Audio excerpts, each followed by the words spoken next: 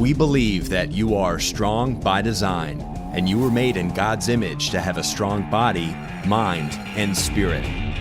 You're listening to the #1 Strength and Health Authority podcast in the world.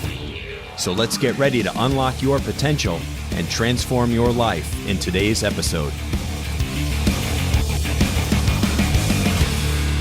Hi, and welcome to the Strong by Design podcast. I'm your host for today's show, Tonya Fines, and joining me today is Jen Stevens. Welcome to the show, Jen. Hi, I'm glad to be here with you. So glad to have you here with us, and glad that you could make time out of your busy schedule. Now, I'm going to let you get to it, but first I just want to mention a few things for our viewers, our listening audience.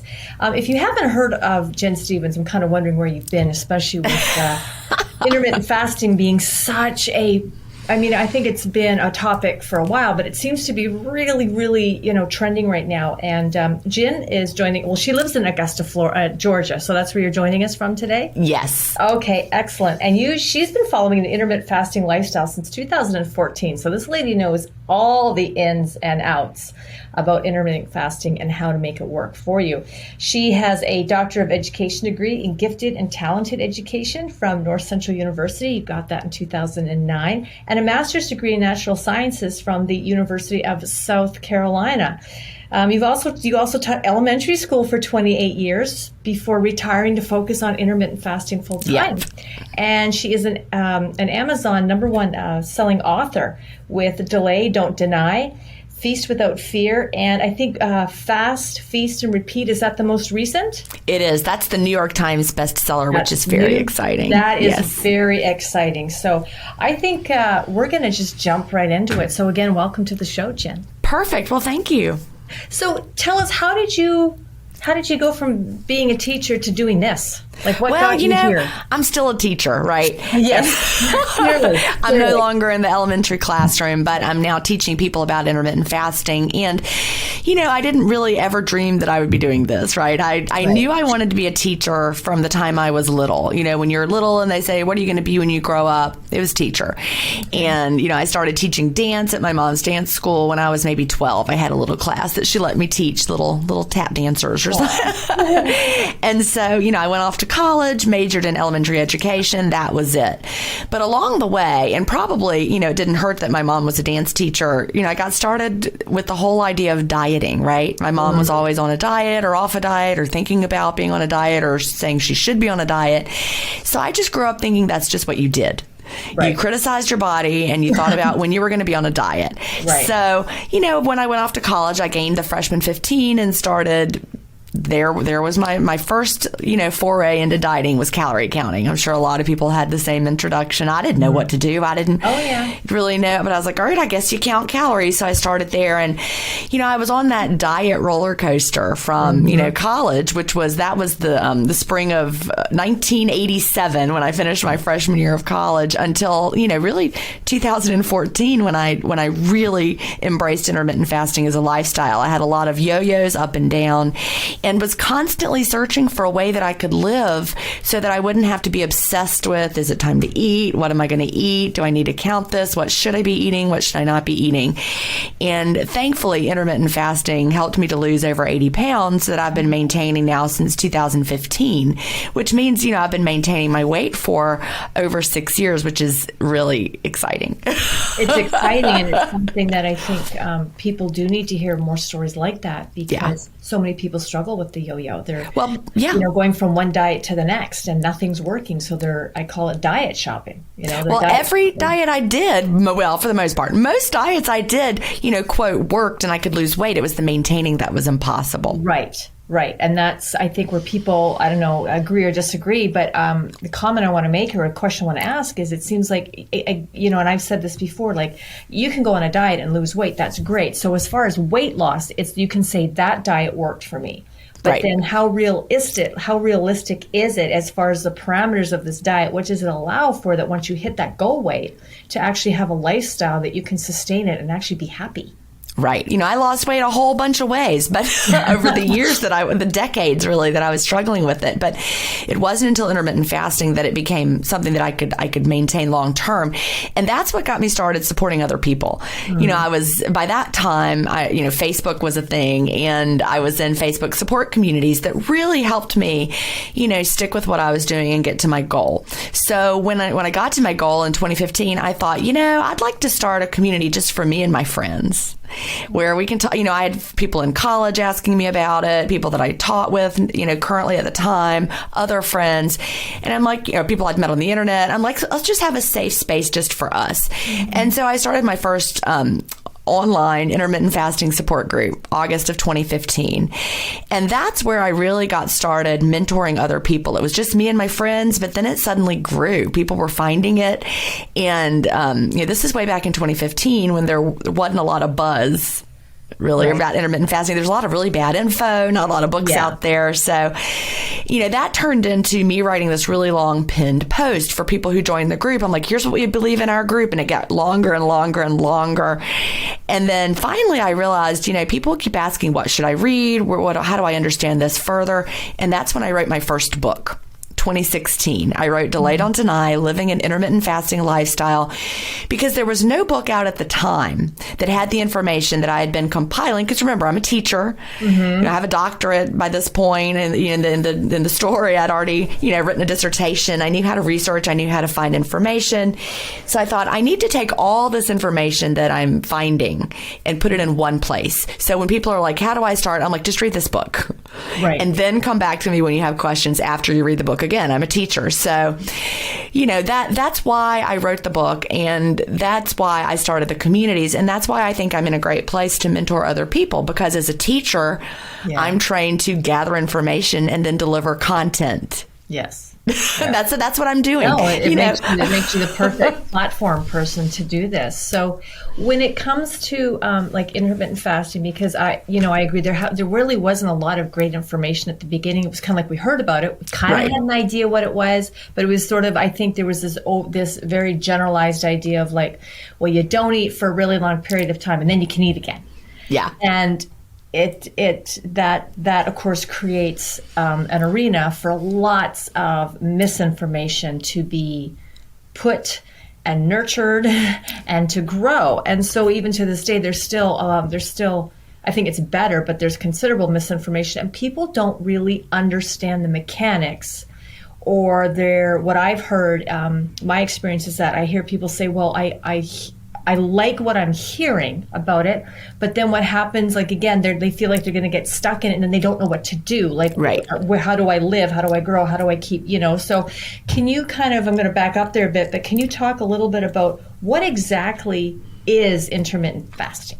All right, I will. And I'm going to go back in time again and back to the beginning when we were all so confused.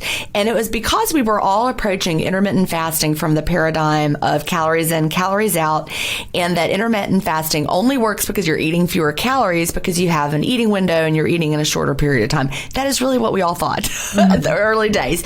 And so all advice was given. You read early books and early information. The only thing we're thinking about is, well, you're doing intermittent fasting. You're eating in, let's say, a 5-hour window every day, or an 8-hour window or whatever. And because you're eating in a shorter amount of time, you're going to eat fewer calories and you're going to lose the weight because that's how it works. So while you're fasting, you can have anything you want, zero calories, Diet Cokes, whatever. Even if you have a little bit of something, it probably won't matter because it's just calories in, calories out. That's what we thought. That is not true. Okay. It wasn't until I read The Obesity Code, written by Dr. Jason Fung, and it came out in March of 2016, before my own book came out. I hadn't written my book yet. I'd started loosely, outlining some things, but I really hadn't started writing it. But thank goodness, because it would have been all wrong if I had written it prior to. When I read The Obesity Code, though, so many light bulb moments. And the thing that really,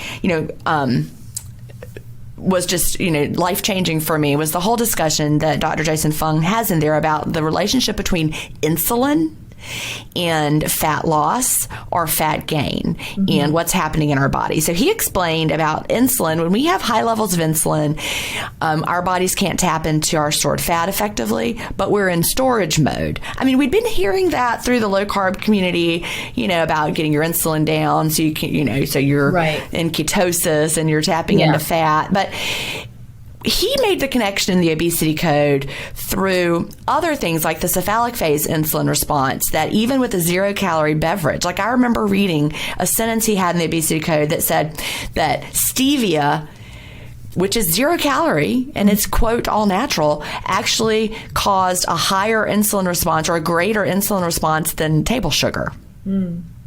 And when I read that, I was like, wait a minute, that just blowing my mind, that because I'd always just thought, well, 0 calories, what does it matter? So he explained in there that we really needed to get our insulin down. He talked about how as a medical doctor, I think he says, his quote is something like, I can make anyone fat by giving them enough insulin. Right. And that's what they noticed. And so, if we have lower insulin, we're able to tap into our fat stores. So once we realized that, and once we realized that just a sweet taste, or if you're taking something in that your brain thinks is food, you're going to have your cephalic phase insulin response.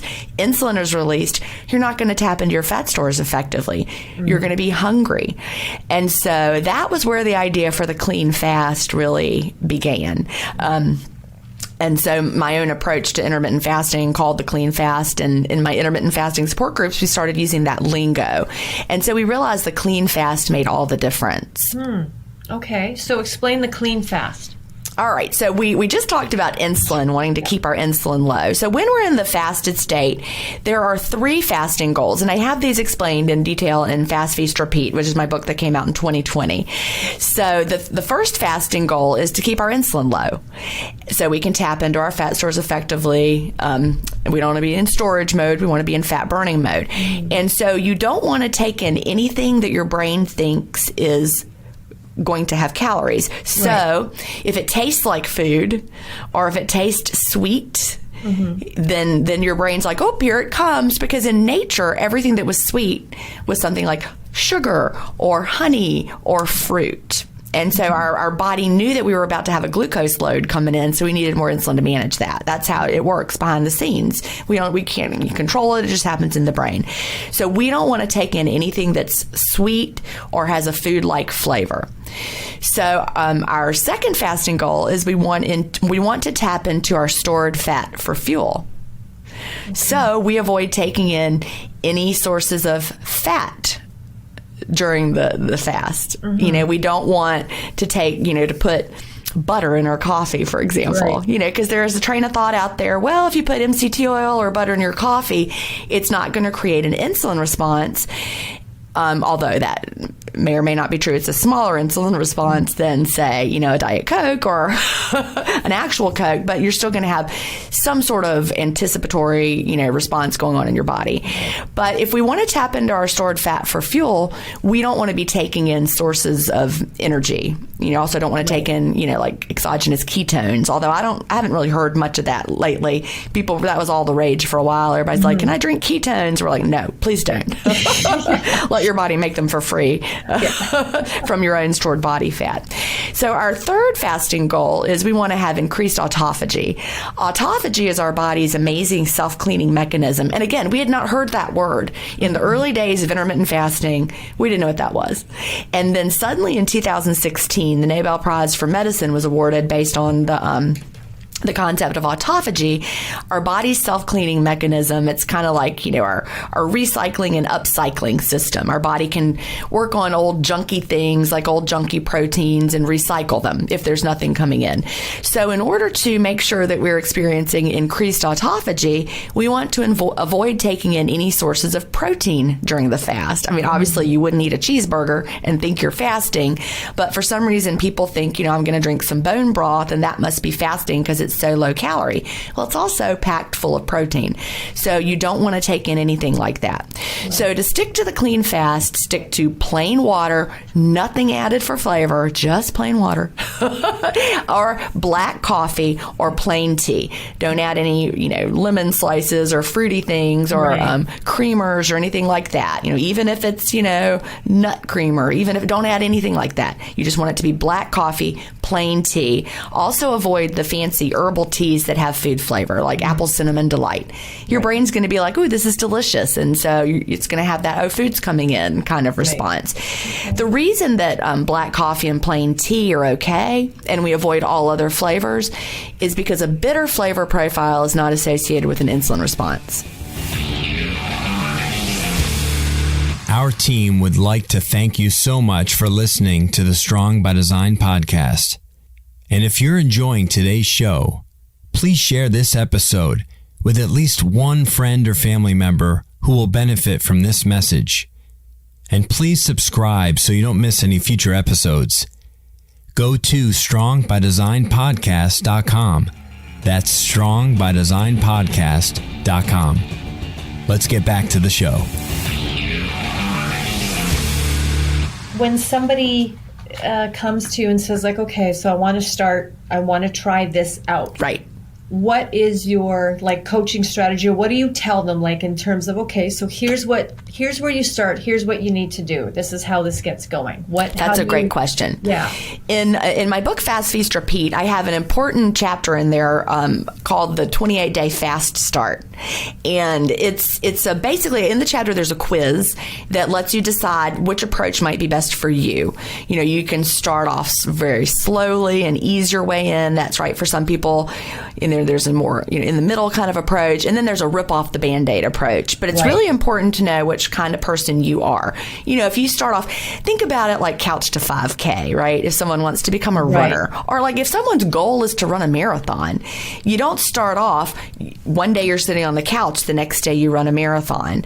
The same thing with fasting. You need to ease your way in, and a couch to 5K kind of program will get you started, and then maybe later you'll be ready to run a marathon. Right. So when it comes to fasting, you want to ease your way in as well. An 8-hour window is a great place for a lot of people to start. It may not be a weight loss window for a lot of people.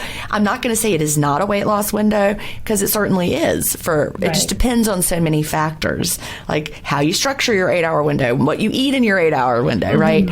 But an 8-hour window is a really great place to start during the adjustment period. Okay. For me, my weight loss sweet spot was a 5-hour eating window. Okay. That worked really well for me. But, I also caution people not to expect weight loss as your body is adjusting to intermittent fasting. Okay. On day one, you're not going to be skilled at tapping into fat stores for fuel. So you're going to have, some hangriness. It's going to be hard. Yeah. If you're fasting clean, your body will adjust, and, you might feel great for a while, then hit the wall as your body's making, flipping that metabolic switch to fat burning. But I don't want people to expect weight loss for the first month. Okay. And that's just because your body is making a lot of important, transitions behind the scenes. Right. And so, people may find, for example, during the adjustment phase that they're overeating in their eating window, whether it's 5 hours or 8 hours or whatever. Your body's not well fueled during the fast yet, because you're not yet skilled at tapping into stored fat. So your window opens and you're starving. And so you may start overeating. And then you're like, well, this intermittent fasting is no good. All I'm doing is binging. Well, that urge goes away once your body gets adapted. Then you experience something. Dr. Burt Herring had a wonderful book that came out. I think it came out, it might have been 2015, but his book is called, I think so. It's called Appetite Correction. And it explains the phenomenon that happens once you're adapted to intermittent fasting. Your hunger and satiety signals get into balance, and you stop the overeating, and you get full sooner, and you realize, oh, I've had enough. And you learn to, basically you reconnect with those satiety signals that we were all born with. As small babies, all small babies know when to stop eating. Right. Right. So it's still, for people that are looking at this, it isn't like there's some magic in now when you can eat, you just eat. You still have to be consciously aware of how much and portion sizes and, your macros and all of that. It's not just this freedom, okay, so you've done that, you're doing the fasting, you've got the time frames, and now when it's time to eat, it's just the gate's wide open. Like that's Right. not, because I think some people kind of they have They that do. illusion. There was a book that came out in, I don't know, maybe 2012, 2013, and it was before. Notice I started intermittent fasting in 2014 and it stuck.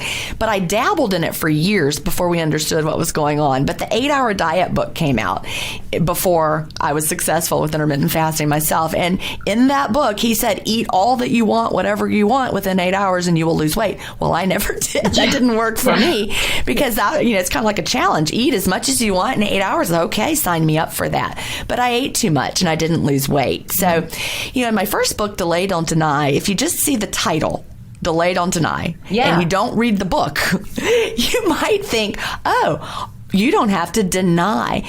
Well, when you actually read the book, you realize that is not, I did not say just go crazy in there. Right. Even in Delay Don't Deny that I wrote in 2016, I talk about how if you overeat long term, you will not lose weight. And the whole idea of not denying means, if I want to eat a cookie, I can still have cookies. There's no food that's, off limits. Right. It's not like, here's your diet food list. I still eat whatever foods I want to eat. Of course, the secret is what I want to eat changed over time. The healthier I got, the better I felt, the more I realized whole foods made me feel better. And it's a cycle of the better you eat, the better you feel, the better you want to eat, the better you keep eating, and then you just feel better and better over time. That happens almost universally with intermittent fasting, by the way, because we reconnect with our satiety signals, but we also reconnect with, the idea of eating for nutrients. Like our body suddenly starts craving, spinach or something, and we suddenly can hear it when you're fasting. It helps a lot with that. So, yes, you will need to, not overeat in order to actually lose weight. A lot of people find that they can maintain with a certain eating window, and if they want to lose weight, though, they have to be a little bit more mindful for the weight loss phase. I talk about that a lot more in Fast, Feast, Repeat because, I realized what people needed to hear. The teacher in me said, all right, they need a few more lessons about that. So the entire middle section of the book is called Feast. It's a 3-part book. But in Feast, we talk about choosing foods that work well for your body. Okay. There's not one thing that I enjoy eating that I won't eat. Even now, but I'm a lot more mindful of it. Right. And, you learn to stop when satisfied versus overeating. Right, that awareness kind of clicks in. It does. Or you become aware of needing awareness. Right, and it doesn't feel good to overeat. I just took a trip with a friend of mine who lives in Nashville. I went to stay with her for 4 days, and we are both intermittent fasters, but I still, ate more food than my body liked because it was amazing, delicious food. And got back home yesterday, and today I'm having a longer fast because I feel I'm still full. I'm not like punishing myself with a longer fast. And by longer fast, I mean I'll just fast till dinner time tonight. Okay. And then I'll open my window and I'll eat a delicious meal, and I'll probably be satisfied from that just because I was so full from the trip.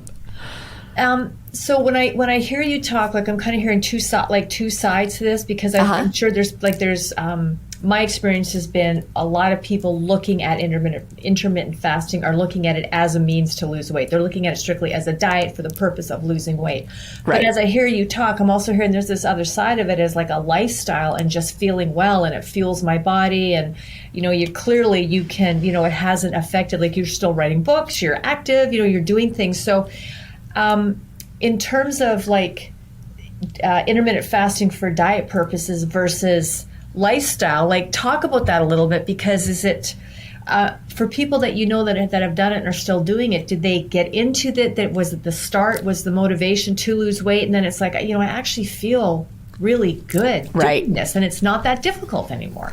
Well, most of us started it with the idea for losing weight, right? We came for the weight loss, but we stuck around for the health benefits. Okay. And before I talk about that more, I do want to say that technically intermittent fasting is not a diet, and that because here's why: a diet is what you eat, right? Your diet is the what. Yes. Intermittent fasting is the when. So it would not meet the qualifications of a diet for that purpose, because you can use any, quote, diet that you prefer to eat, whether it's Mediterranean or Whole Foods or the standard American diet or vegan. Any diet or dietary preference you have can work through the paradigm of intermittent fasting. So intermittent fasting is when? What is up to you? And as far as that goes, though, we always saw people early on starting intermittent fasting. It was to lose weight, and then we stuck around for the health benefits, like I said.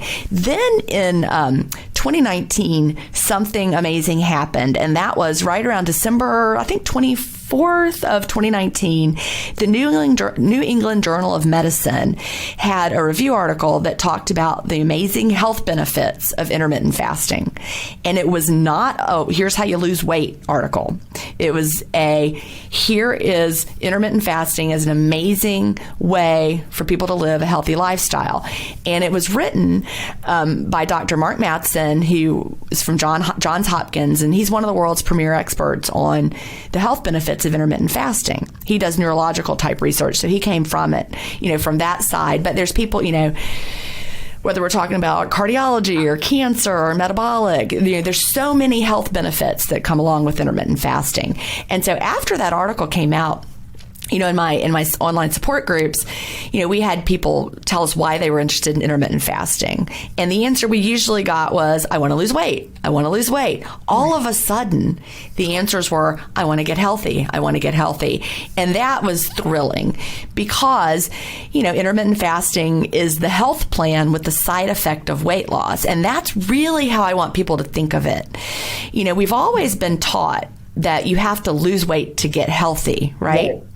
But I think it's the opposite. I think you have to get healthy to lose weight. So I think we've had it backwards all this time.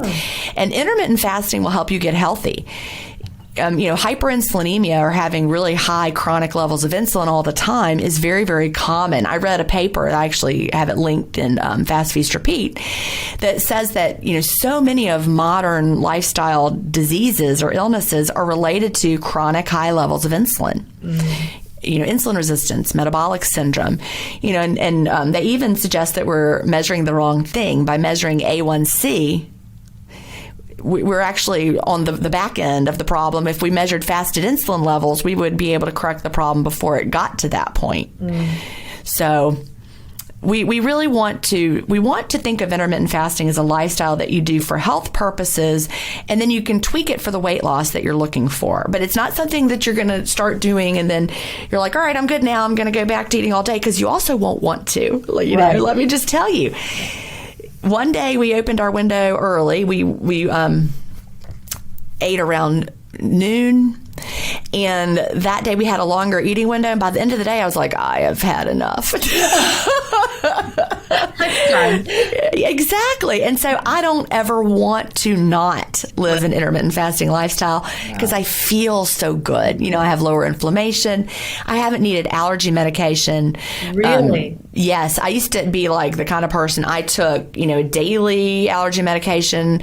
And then during peak allergy season here in Augusta, Georgia, I also would take something else during the day, like a Benadryl. Like I took a allergy med every day and a histamine plus Benadryl during peak allergy season. And I haven't had to take any allergy medicine since 2016. Like not any. I go through pollen season. And like if I touch pollen and rub my eye will itch. I might have to put some eye drops in. But I do not take any allergy, antihistamine pills kind of a thing. And I haven't. And it's because I have lower inflammation. Thank you so much for listening to the Strong by Design podcast. To help our show reach more listeners just like you, please let us know how we've changed your life by leaving a 5-star rating and review on iTunes. Go to strongbydesignpodcast.com. That's strongbydesignpodcast.com. Let's get back to the show. Talk a little more about these health benefits that people are experiencing as a result of being on this intermittent fasting lifestyle plan. Well, it's so many. It's really, all of those, if you look at modern lifestyle illnesses, the things that have really gone crazy in the past few decades, they're related to the new modern diet that we're eating, first of all, with all the ultra processed foods, and we're also eating too frequently. So, we don't need to eat and be snacking. I remember back when I was overweight, and I was obese, actually. I weighed 210 pounds at my heaviest. That's the heaviest I ever saw on the scale, because I went periods of time where I wasn't weighing at all.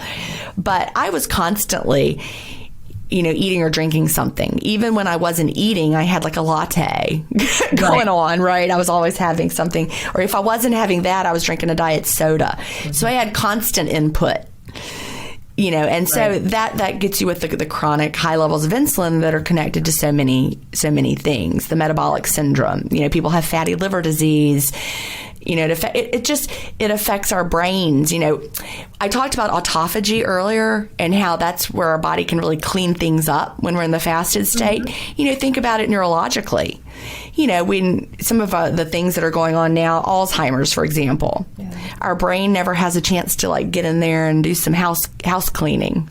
Having high levels of insulin can really affect your brain and your brain performance as well. So to really get the best summary of all of the health benefits, find that December 24th, 2019 New England Journal of Medicine article. You can search for it, and it's for free. If you go to the New England Journal of Medicine website, anybody can sign up for a free account and find that article by Dr. Mark Mattson. And you do have to put in your email address, but it's the New England Journal of Medicine. They're not going to spam you. And you can download the PDF and save it and go back to it. But it has a link to all the health benefits. So, as I told you at the beginning, I'm a teacher. I'm not a medical professional, but I can teach you where to go and where to read it and what, to find out about it for yourself. I don't like making health claims personally because, of course, I'm not your doctor. But over the years in the communities that I've been in and watching people heal themselves, my podcast, Intermittent Fasting Stories, I have over 180 episodes recorded at this point, and a new episode comes out every Thursday. And it's just incredible to hear people talk about things like Crohn's disease and depression, fatty liver. I mean, you name it, type 2 diabetes, and just the improvement that they've seen. Wow. Is just astonishing. Yeah. Plantar fasciitis. I mean, you just name it. I mean, even crazy things that you would never even think. Like, I've heard multiple times that people have had really old C-section scars that just practically disappeared. And I'm like, that sounds made up.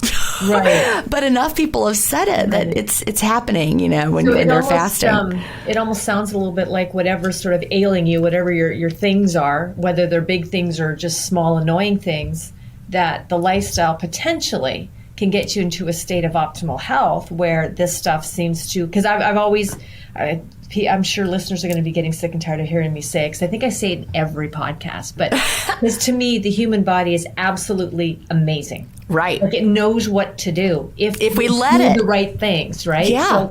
So for somebody that maybe has got some chronic issues and just other things that are just there, and we learn to live with what becomes our normal. Right. That potentially this kind of life, this kind of eating, this lifestyle plan could potentially help people to either reduce or eliminate what some of these things are. Absolutely. It sounds like.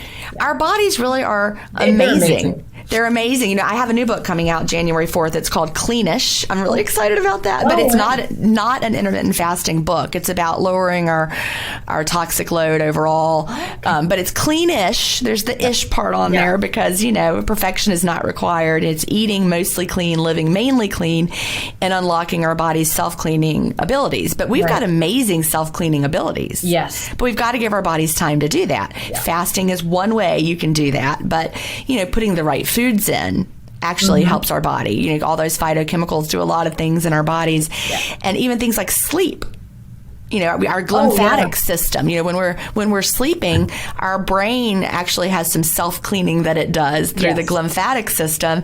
And so if you're not getting sufficient sleep, you're not having that good brain self-cleaning. So our bodies really are incredible if we just don't put the bad stuff in as much as we can help it. Right. And let it do its job. Let it do its job. We're very quick to, when something's wrong, take something else or put something else in to try to fix it and granted, there's times that's warranted. Granted, there's times that when something's really wrong, you have to be taking something or doing something to help the body make the correction. But it just seems to be the springboard thing, like, oh, something's wrong, boom, what can I take? What can I do? Right. And it's amazing what it will do with time when you're good to it.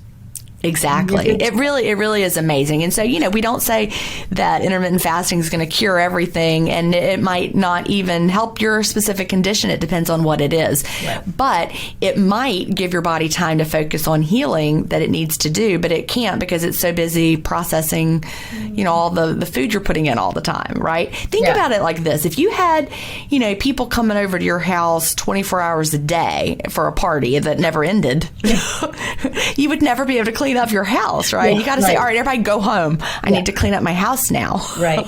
Your body needs to take that break as well. Yeah. Now, I have a question for you that's a little bit more specific. Okay. Specifically towards women, and specifically towards women kind of getting about 45, 50 and older. They starting to get perimenopause and then menopause. What can you tell us about any...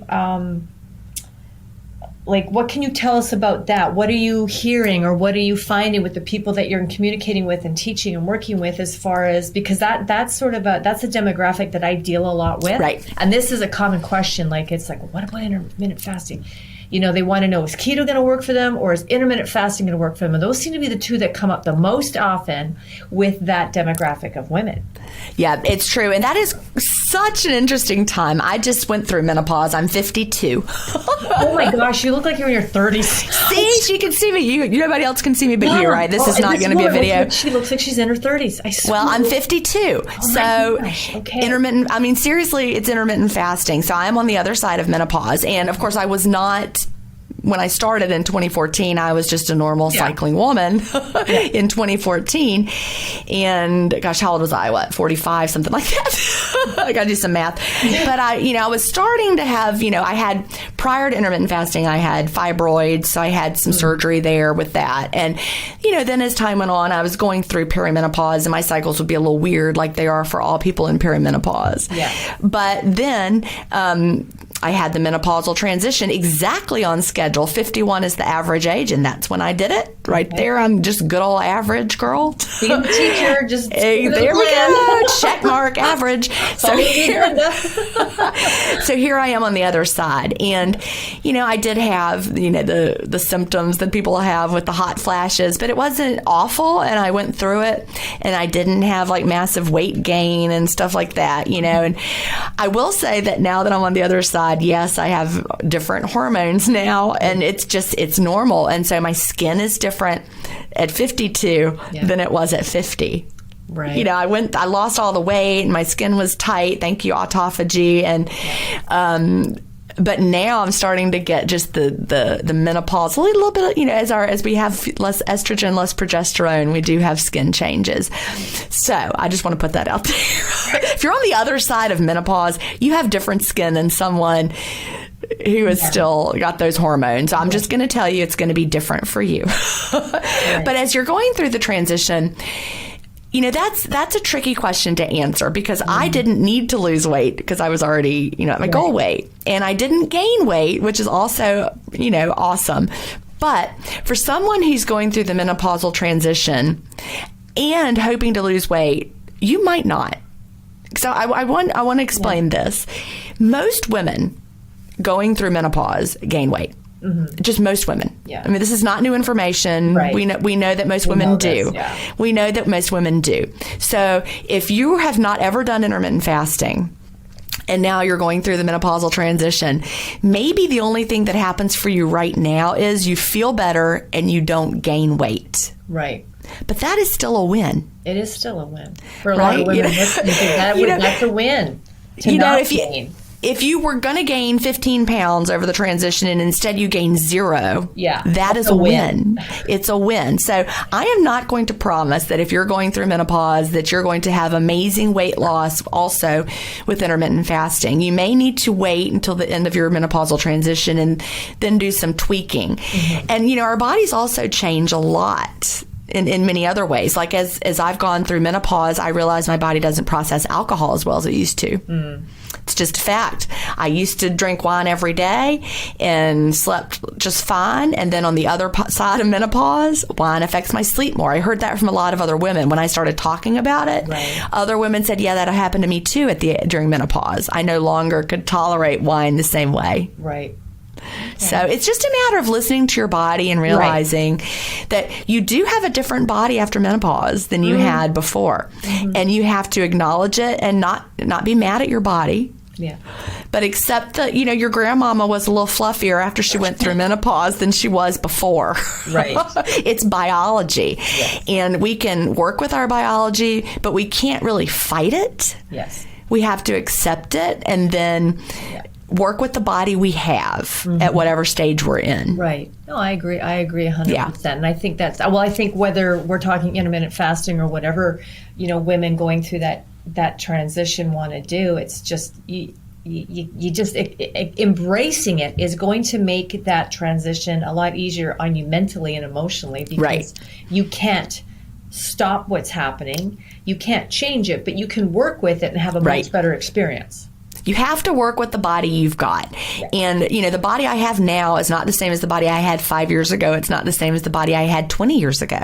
Right. And so, what worked for me 2014, 2015, would that have worked for me equally if I started doing it at the age of 52? If I was 210 pounds today and did exactly what I did back in 2014, would it work the same way? I don't know. Right. Right. Because that was the body I had then. Yeah. So. Oh, great. I like the answer. Thank you. Now, one other thing I wanted to ask you about is, like you talked about the clean fasting, and you talked about how that satiety and probably what you begin to crave or want to eat changes. But is there, like, for somebody that's listening and thinking, this actually sounds like something that, because it sounds like it can work in just about almost any lifestyle. Like it doesn't seem as like when you say your sweet spot is 5 hours, somebody else's might be different. I think anybody listening that sort of thought that there's this very regimented, like 16 hours, and then you can eat, or all of that stuff. So now people might be going, okay, there is some. It's so flexible. Yeah, so flexible. Flexible. So it's somebody that's sitting at home or in their car listening to this and going, what, I think I can. I think this might actually be something I can work with. What are there better for to get started? Is there some foods that are better to have on hand, to kind of support that initial process of getting into it? Like you said, nothing's, you're not denying anything. Right. And as you go through it, you're going to want to eat better, and it tends to you feel better eating more whole foods. But is there sort of that group of these are some of the really good foods that you want to make sure you're including? Well, one thing that I've learned over the years of researching in the diet space is that we're all different when it comes to what foods work best for our bodies. And that really was shocking to me when I finally learned that, because I'd been used to, reading a diet book that had a cookie cutter approach, we're all going to eat this way and this is what everyone should do. Yeah. And those cookie cutter approaches, you'd have one friend who did absolutely fabulously on that Dukan diet. I don't know if you remember that crazy Dukan diet. I do remember that, yes. Oh my God, that was the worst for me ever. It's low fat and low carb, and you're just eating protein. I thought I was going to die. Yeah. But I think I did 1 day of that, and no, I hate the way I feel, or maybe 2 days. But I have a friend who did it, and she felt amazing and lost a ton of weight. And so, you're well, how can that be? Well, we're all different when it comes to what foods work for us. And they're doing a lot of research in personalized nutrition. And it turns out that, some of it is our genetics, but an even larger amount has to do with our gut microbiome. And so, the way that we, for example, the glycemic index. Yeah. We've all been taught that, this is the glycemic index of white bread. This is the glycemic index of, a banana. But actually, we all have individual glycemic responses. Okay. We didn't know that, but we do. The glycemic index is based on an average of 10 people, and they tested and they're all right, here's the number. but yours might be really different than mine on any one food. So what really opened my eyes to that is I saw a TED Talk on YouTube, and I think if people Google it, search for it on YouTube, it's What is the Best Diet for Humans? Dr. Aaron Segal, his name is ERAN, Dr. Aaron Segal, What is the Best Diet for Humans? Watch that. That's from maybe 2017. But when I watched that, I was like, what? You were all different, and it's going to vary from person to person. And since then, I've gone a lot further with my understanding with that, even taking part in the PREDICT studies. Dr. Tim Spector from England is doing personalized nutrition work through something called the Zoe app. I have more information on jenstevens.com/Zoe if people want to read more about that. But you do a gut microbiome sample. Yes, they sample your poop. Yeah. Well, You wearing a continuous blood glucose monitor. It lets you know how you respond to different foods. All that being said, that's why I can't give you a list of here are the best foods that you should eat when you start intermittent fasting. Because the list of foods that work best for me and make me feel satisfied and great might be the opposite of what works for you. So you need to learn what foods make you feel great after you eat them. And what foods do you not feel great after you eat them? I mean, no one is going to thrive on ultra-processed foods because those are not food. They're actually not. They're energy sources and they're chemical sources, but they're not nutrients for your body. We need to put nutrients into our body more than anything else. So I actually suggest if you're starting, with a 28-day fast start, do not radically change what you're eating also on day one. We've all tried to do that, right? You're like, today's the day I'm going to start intermittent fasting and I'm only going to eat whole foods and you're going to crash and burn. I suggest that however you're eating right now, stick with that. Yeah. With an idea of if what you're eating right now is ultra-processed foods, you're going to want to slowly cut that back or, as quickly as it makes sense for you. But you don't want to try to do too much at once. Now, also, if someone's been doing, let's say, keto for a while, let's say you've been doing keto for 5 months and you really are like, I am tired of keto, I want to eat other foods. Do not start intermittent fasting and reintroduce every food you have not eaten on the same day. Right? Don't do that. Yeah. Stick with what you've been doing. Gradually change what you're eating. Yeah. You don't want to try to do too many things at once. And let the body adapt because, like we've talked about, the body knows what to do. And if you stick with what you know right now, incorporate that intermittent fasting timeline plan. Right. The changes will start to happen, and therefore, what you find palatable or what you're wanting.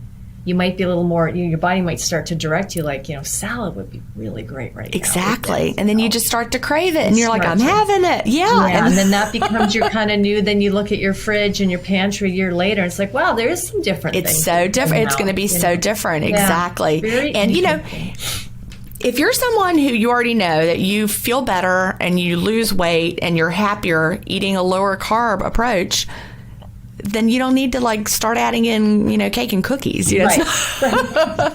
If you already know that doesn't work well for you, intermittent fasting will probably allow you to fit more things in, but it's not going to make some things magically work better for you than when they didn't before. Exactly. Right? Exactly. Wow. Well, okay, so I know that people listening are going to be like, okay, where do we find her? So we wanted on the website. Clearly your books are on Amazon, but your website, you're in all your social media platforms. How can people find you and learn more from you? How can they find you and be taught? Awesome. Well, if you go to jenstevens.com, G-I-N, Stevens with a P-H, jenstevens.com, I have links to things there, all my books. Yeah, it's a great website. It's all so user-friendly. Love it. Thank you. I am no longer on Facebook. I left Facebook March of 2021. Just because it had taken over my life. I had several large communities we had almost 500,000 combined members in the groups. And so it had gotten to be the point where I was no longer, living my life, right? Yeah. It can take over pretty quick. It did. So I shut down the groups that I was actively managing and I took my community off of Facebook. And you can find that on jenstevens.com/community. But it's a lot smaller. It's a paid community. There is a community on Facebook that is run by moderators. It's Delay Delay, Don't Deny intermittent fasting support, but I am not there. And the moderators have a daily thread called Ask a Moderator, and you can ask, questions like, can I drink chamomile tea during the fast? The answer is no. It does not have a bitter flavor profile. You don't even need to go ask that question. Can I add lemon to my water? The answer is no. I'm just going to tell you now. I read that 50 calories doesn't break a fast. Is that true? The answer is no. But the moderators will answer those questions. Even if you go ask them 100 times, they will tell you. Okay. But jenstevens.com is really the best place to, to find everything that I've got. Links to my podcasts. For someone who's intrigued, I would get Fast, Feast, Repeat. I love Delay, Don't Deny. That was my first book, but I wrote it in 2016. And then I learned a lot more working with members, hundreds of thousands of members over the years. And I put all that new stuff into Fast, Feast, Repeat. Right. So I think it's a better book. Now, someone who hates to read, you can listen to it on Audible. Excellent. Delay, Don't Deny is shorter if you want to read that. It does have some different stuff in it. You might really like it, but Fast, Feast, Repeat is most up to date. Also, you can listen to my Intermittent Fasting Stories podcast because every episode is a different story. Oh, nice. And, we've had millions of downloads, just since... I only have data going back through March of 2020 because that's when I changed hosting platforms. But we've had, almost 6 million downloads since then. Wow. I know. So a lot of people are listening to intermittent fasting stories. And a lot of people listen week after week after week because every story is different. And you can find something in there to inspire you. Excellent. Excellent. Yeah. Well, thank you so much for being on the show. This was really interesting and very informative. And I would... I've ordered the book. I was hoping it would have got here before the podcast, but it didn't. So I'm looking forward to actually reading it. I do encourage you, any of you that are listening, to really check out the website. There's so much information there, and anywhere you'd want to find Jen, anything you'd want to know, you can access it through the website for sure. But thank you again for joining us. It was a pleasure to meet you. I can't wait to have you back on the show. I'm Coach Tonya here with you today on Strong by Design. Thank you so much for listening. Don't forget to give us a 5-star review, and please share the podcast with someone. Share this. This was great information today. So somebody that you know in your life that would really learn something from this, pass this along. Tonya Fines with Jen Stevens. Thank you so much for joining us, and we will talk to you soon. Thank you so much for listening to the Strong by Design podcast. If you found value in today's episode, please subscribe so that more people can find out about our show. Plus, you don't want to miss any future episodes with the amazing guests and topics we have lined up for you.